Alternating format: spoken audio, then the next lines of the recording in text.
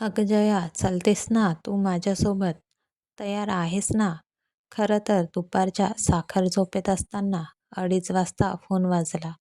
तर किती पंचायत होते हे माझ्यासारखी दुपारची झोपप्रिय व्यक्तींनाच कळेल. पण तरीही पलीकडून माझी खास मैत्रीण प्रिया बोलत होती.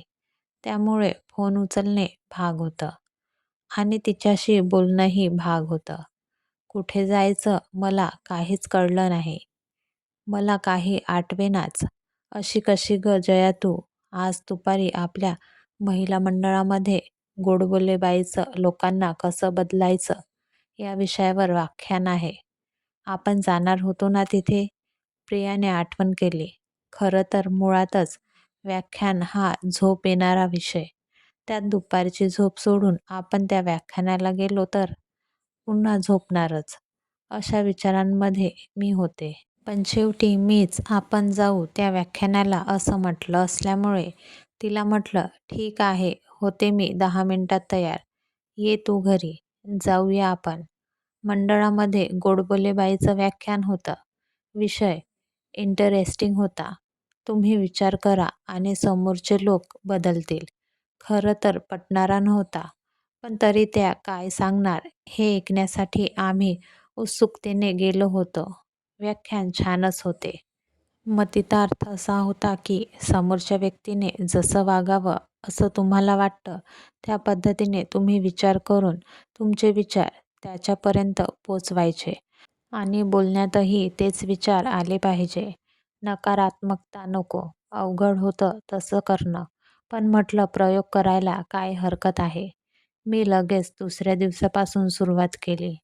सुरुवात सकाळची दूधवाल्यापासूनच. अहो दादा, आजकाल किती घट्ट येतो तुमच्याकडचं दूध. छान साय येते आणि लोणीसुद्धा खूपच छान. चांगलं आठवडाभरात महिन्याभराचं तूप निघतं माझं. क्षणभर ते गवळी दादा माझ्याकडे बघतच राहिले. त्यांना मी कुचकटपणे बोलते की काय असं वाटलं. पण मी मात्र चेहऱ्यावर छान स्माईल आणून गोडबोलेबाईंनी सांगितल्याप्रमाणे मनापासून मला जसे दूध हवं होतं तसं ते देत आहेत अशी कल्पना केली आणि तसेच त्यांच्याशी बोलले. अर्थात हा प्रयोग एका दिवसाचा नव्हता. मला वारंवार म्हणजे किमान 3 ते 4 महिने त्या व्यक्तीबद्दल तो विचार करावा लागणार होता. तर ती व्यक्ती बदलेल असं गोडबोले बाईचे म्हणणे होते. सुरुवात झाली. आज 1 तारीख आहे म्हणजे लक्षात ठेवायला पण सोपं की 3 महिने आपण असं किमान 4 व्यक्तींना निवडून आपलं पॉझिटिव्ह थिंकिंग त्यांच्यापर्यंत पोचणार आहोत. दुसरा नंबर राधाबाईचा, आमच्या कामवाल्या बाईचा. मावशी एवढ्या फास्ट काम करायच्या की 15 मिनिटात झाडू, फरशी आणि भांडी करून फरार.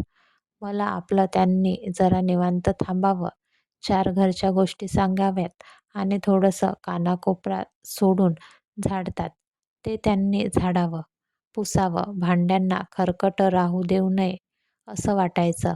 त्यामुळे आता त्यांच्याशी बोलण्याची वेळ आली. फटाफट झाडू फिरवण्याचा त्यांचं काम चालू होतं. तेवढ्यात मी मावशींना म्हटलं, अहो राधा मावशी, किती छान झाडता तुम्ही. एकासुद्धा कोपऱ्यात धूळ नसते आणि फरशी चकाचक आणि भांडी तर किती छान. तुमच्यामुळे माझं किती काम हलकं होतं. भांडे पुसावे पण लागत नाही. लगेच वापरले तरी चालतात. त्या थोड्या चमकल्या.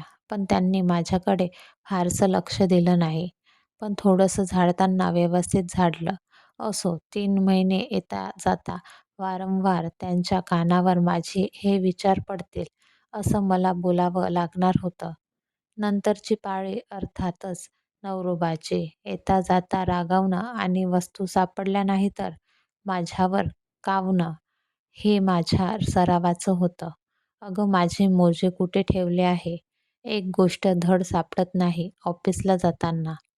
आवाज आलाच. असं काय करताय? समोरच्या ड्रॉवरमध्ये आहे. नेहमी तर सापडतातच तुम्हाला. ठीक आहे, एखाद्या दिवशी नाही सापडले तर काही हरकत नाही. किती प्रेमाने आवाज देता तुम्ही. खूप आवडतं मला तुमचा आवाज ऐकायला. मी जमेल तितका प्रेमळ सूर आवडला. नवरोबाचा चेहरा एखाद्या बॉम्बगोळा पडल्यासारखा झाला होता. माझ्याकडून उलट आरडाओरडा व्हायची. एवढे प्रेमाचे शब्द कधी अपेक्षाच नव्हती ना. नंतर पाळी होती माझ्या लाडक्या लेकाची. सकाळी लवकर न उठणं, उठल्यावर टाईमपास करणं, असं माझ्या 12 वर्षाच्या लेकाचं वागणं. आता हे बदलवण्यासाठी किती प्रकारची थिंकिंग वाक्य करावी, त्याची मी खूप प्रॅक्टिस केली आणि सकाळी सकाळी त्याला छान आवाज दिला. राघव, अरे उठ रे बाळ. रोज एव्हाना उठून तू तयार होत असतोस. आता पण लवकर उठ आणि पटापट आवर. तसं तर रोज पटापट आवरतोसच. आजही करशील ना भरभर काम? मला बुटीकला जायचंय. राघवचा घोर अपेक्षाभंग. आज आईला काय झालं काही कळेच ना. नेहमी मी लेट होतो, लवकर उठत नाही, टाईमपास करत बसतो असं म्हणणारी आई आज उलट बोलते आपल्याविषयी, तेही प्रेमाने. काहीच तिरकसपणा नाही. राघव चकितच झाला होता. घरातलं आवरून मी बुटीकला निघाले. माझं छोटंसं बुटीक घराजवळच आहे. सकाळी 3 तास आणि संध्याकाळी 3-4 तास असे मी तिथे असते. अगदी नुसतंच गृहिणी पण नको ना. तिथे माझी मदतनीस आहे मेघना. ती कधीच वेळेवर हजर नसते. 10 वाजताची येण्याची तिची वेळ आहे. पण रोज 10:30, पावणे 11, कधी-कधी 11 अशीही ती येते. आणि मग ती आल्यावर रोजच माझी चिडचिड. तिलाही त्याची सवय झाली आहे आणि मलाही. विचार केला हिलाही बदलून बघूया. मेघना 10:50ला आली. मी लगेचच तिचं कौतुक चालू केलं. अगं मेघना, काल तू 11 वाजता आली होतीस. आज 10 मिनिट लवकर आलीस. किती छान वाटलं मला. रोज अशीच थोडीशी लवकर ये ना. तशी तू रोज वेळेवरच येतेस. खूप पंक्च्युअल आहेस. मेघना चकित झाली. दरवेळी मॅडमचा ओरडा खाण्याची सवय. मॅडम चक्क 10 मिनिट लवकर आलीस म्हणतात. नेहमी वेळेवर येते म्हणून कौतुक करतायत. मॅडमची तब्येत ठीक आहे ना? असो, पण मी तिला वेळेवर येते म्हणून कौतुक करूनच घेतलं. आणि रोज आपण असंच करणार आहोत. पुढचे 3 महिने हे पक्कं ठरवलं. खरंच सांगते मैत्रिणींनो, 3 महिने वाट बघावी लागली नाही. 1-1.5 महिन्यातच मला प्रत्येकात थोडा थोडा फरक जाणवायला लागला. दूध खरोखरच गवळीदादा चांगलं द्यायला लागला.